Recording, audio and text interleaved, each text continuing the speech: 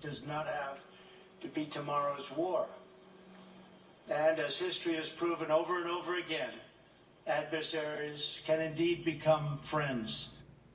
President Trump and Kim Jong-un coming together, committing to lasting peace as they sign their names on that historic document. The civility, a shining example to a divided America. So what can the country learn from this to finally unite? Here to weigh in on this is Executive Director for Unhyphenated America, Mr. Christopher Harris. Christopher, great to see you. Thanks for joining us.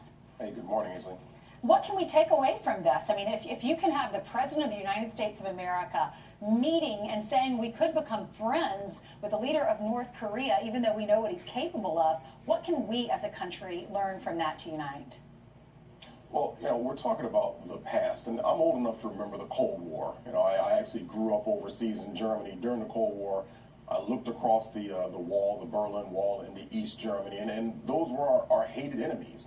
We knew they were wanting to destroy us, but then you fast forward and, here we now have a unified Germany. And of course, Germany was our enemy back during World War II. Then you have Japan. We used to be our enemy, but now some of our greatest friends. And so Germany and Japan are, the number 3 and number 4 largest economies in the world right now. And, the same thing can happen with North Korea.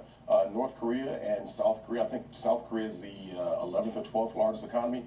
They can become unified and they'll have more peace there. And here's the thing, you have a very ugly past that you can get over, right? And the same thing can happen here in the United States of America. That's what we believe in with Unhyphenated America, is that we don't believe that you should be held back by your past. You recognize the past. And even like President Reagan said, you trust but verify. We understand the past of North Korea, so we're going to go forward with a little bit of trust, but we're going to verify everything that they say before this friendship can really I definitely agree with that. What grade would you give him? You have a lot of the naysayers and a lot of his critics saying that he's not very presidential, and if you read some of his tweets, you'll hear negative comments about that.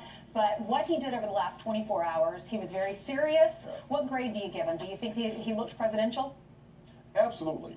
And I'm on record as having not been someone who was a Trump supporter. But here's the thing, I did say that when he was elected, I said there's a couple things that I hope he will do. One of them, of course, being to work with, to increase national security. Okay. Essentially that, and that's what he's done. Everybody talked about, oh, he's so bellicose, he's this, he's that, he's going to get us into a war. They said the same thing about Ronald Reagan, and he became one of the greatest. And you know what? President Trump is he's on track to become one of the greatest ever, and so I give him a solid A+. All right, thank you so much, Christopher, for joining us. Have a good one.